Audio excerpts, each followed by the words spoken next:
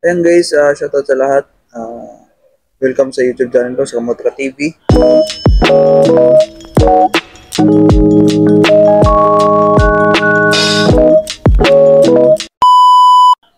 And shoutout sa lahat. Thank you so much guys sa support. And ayan, sa mga hindi pa nakapag-subscribe dyan, subscribe nyo na.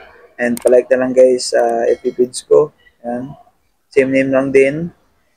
Ayan, shoutout sa mga mandirigma dito sa Macau. And welcome sa mga susunod na mga mandirigma sa mga pupunta ng Macau. Ayan, i-welcome ko na kayo guys. Welcome ko na kayo. Ayan na, marami kasi nagtatanong, hirap daw ba mga ng trabaho dito sa Macau? Marami nagtatanong, mahirap ba? Mahirap. Mahirap paghanap ng trabaho. Totoo yan. Mahirap. Based sa experience ko guys, nahirapan ako. Nahirapan na ako kasi nga, tamad ako eh. So, minsan gusto ko na lang matulog, kaya ko lumabas. Lalo pag maulan, ay nako yung kainaan ko maulan, tapos mainit, ay parang gusto ko matulog, tapos aircon yung ano kasi dito eh. Gusto ko na matulog, mag-cellphone, mag-scroll sa social media, di ba? Mas gusto ko na lang ganun. Hindi ko napapansin, paubos na labisa ko dahil sa kakatambay ko, di ba? Mahirap dito magalap ng trabaho pag ganyan nga yung ginagawa mo eh. Guys, kasi pag dito ka sa Macau, bibigyan ka ng 30 days o ng visa. Bahala ka na kung anong gawin mo. Pagdating mo ng Macau, bibigyan ka ng 30 days. Bahala ka na kung anong gagawin mo dyan. Mag-apply ka o mag-tutor ka lang. Eh, ikaw mag-tour ka lang. Dito, hindi mag-tour ka. Pero mag-apply ka talaga dito. Diba? Mahirap. Sabi lang nila mahirap eh. Pero nung iniisip ko, mahirap pa. Dito talaga guys, yung kailangan mas diskarte. Hindi lang puro, ano lang, agency. Mapapudpud yung ano mo dyan. Mapapudpud yung sapatos mo, kakaikot dyan araw-araw. Pero kung may diskarte ka dito, makakahanap ka. Guys, yung ano dito, yung nagbibigay ng trabaho is hindi lang sa agency. Hindi lang agency yung nagbibigay ng trabaho. Tandaan nyo yan. May mga option ka pa na pwede mo gawin, hindi mo lang ginagawa. Kasi nga, yun lang nakasanayan mo na puro ka lang agency. Dito sa mga guys, pag pumunta ka dito, maghanap ka ng trabaho, kung may otak ka dito, makakahanap ka ng trabaho. Madiskarte ka, makakahanap ka. Pero kung lang diskarte, mahirapan ka talaga, hihingi ka na talaga ng tulong kung sino kakilala mo.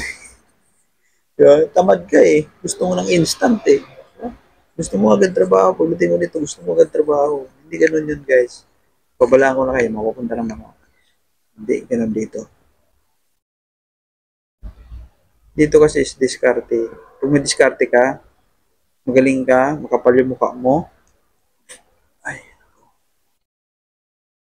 kapal yung mukha mo dito, wala kang hiya, 100% makakano ka ng trabaho. So yan, pag mayayain ka dito, mag-book ka ng ticket, yung yung ano mo, yung resume mo dito is yung experience mo, tatlo lang, dalawa. Naku, mag-book ka na ng ticket, wala yan.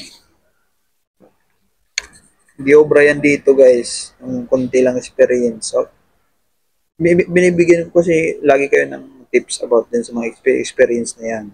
Kaso nga lang, di talaga kayo nakikinig eh. Sa experience na yan is, CV mo is pwede ka maglagay dyan ng kahit ilan na experience. Kung anong narinig mo dito sa mga quota, ilagay mo agad doon. Example, gardener. Narinig ka ngayon daming quota, maglagay ka ng gardener. Diba? Maglagay ka na agad doon. Ganun, para pag nag-apply ka sa sinasabi na agency, maraming kutang gardener, pasok ka na. Kasi experience ka eh. Dapat tandaan nyo yung pinaglalagay nyo dyan sa CV nyo. And then, kung ano man nilagay nyo dyan is magkuha kayo sa YouTube ng idea.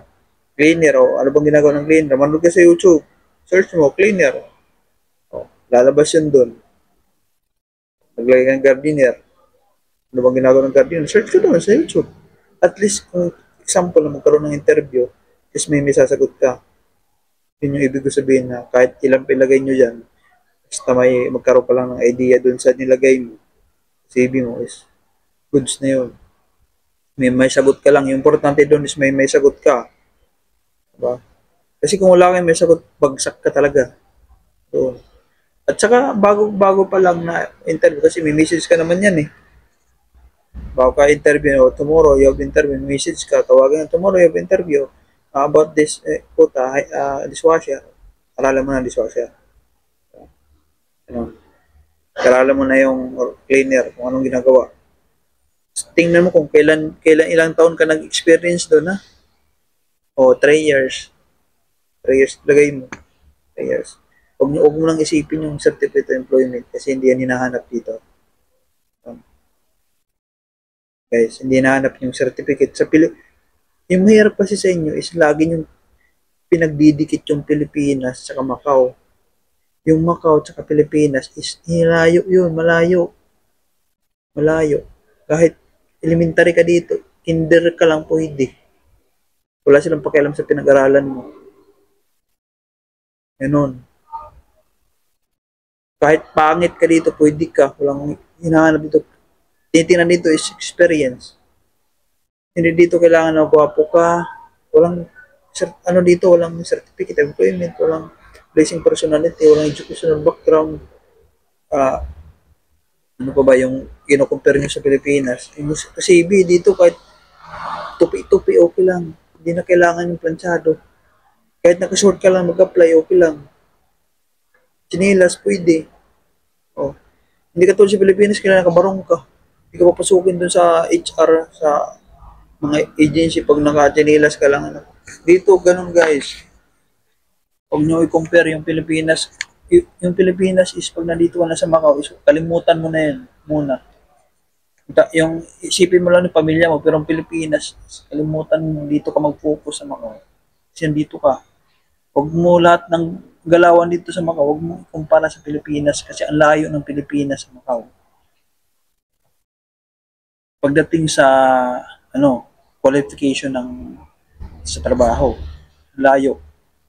Ang baba ng, kumbaga yung sa qualification ng pag-apply dito sa trabaho sa Macau is, yung Pilipinas is 5th floor. Ganun kataas. Yung Macau is ground floor lang. Ganun kataas guys yung dito sa Macau. Qualification sa pagdating sa trabaho baba. Kaya huwag kang panghinaan ng loob kung elementary ka lang dyan o pangit ka o wala kang experiences. Meron nagagawa ng paraan yan. Manood ka sa mga vlog ko. Kaya nga sabi ko manood ka para magkaroon ka ng idea. Pagdating mo dito ng Macau is hindi yung tatakot-takot ka dito. Dapat naka-confident ka tapos huwag kang huwag kang pahiya-iya. Magsulo ka. Solo flight ka dito. Please mapupuntahan mo lahat. Mahirap dito pag tamad ka. Hirapan ka talaga. Tapos gusto mo ng instant. Ay nako. Gusto mo pagdating mo dito. Ano yun? Saka mag-ingat kayo dito guys sa mga scammer dito. Ang dami mga Pilipino din. Lalo na din sa mga post-post na yan. Mag-ano ka? Kapalaga mismo sa mga mismo. Sigurado yun. Walang scam yun. Pero pag dyan sa mga post-post na yan, ay naku. May mga legit naman. Kaso nga, i-ano nyo muna. Sureball nyo muna lang. Interview muna bago yung mga bayad-bayad na yan. Ako. Panoorin nyo guys yung mga sa playlist ko. Nakasiparit nyo doon para magkaroon kayo ng idea. Nasiparit nyo doon yung playlist ko. Yung mga pwede nyo hanapin. May mga tanong kayo na ganun. Diyan na yan. Hirap. Madali lang dito. Kung makamaghanap ng trabaho pag sipag ka and taga lang at takadasal. So na yan. Tapos gamitin mo yung 3 ways. Yung book-in, online, tsaka direct. Panoorin nyo guys yung 3 ways na yan. Naka-vlog yan. para magkaroon kayo ng idea about 3 ways. Kaya nyo yan guys, and dali lang dito pag-isipan ka. Kung mag-alala, ang pag-aalala is ano yan, kasalanan yan. Bakit ko sinabi kasalanan? Kasi nga, yung pag-aalala is wala kang tiwala sa taas kasi nag-aalala ka. Pero kung may tiwala ka sa taas, wala kang worry sa buhay. Kung nag-aalala ka is magdasal ka lang. Pabayan mo na kay Lord lahat ng mga worrying mo sa buhay, mga pag-aalala mo. Siya na bahala niyan. Huwag ka nga mag-alala sa buhay mo.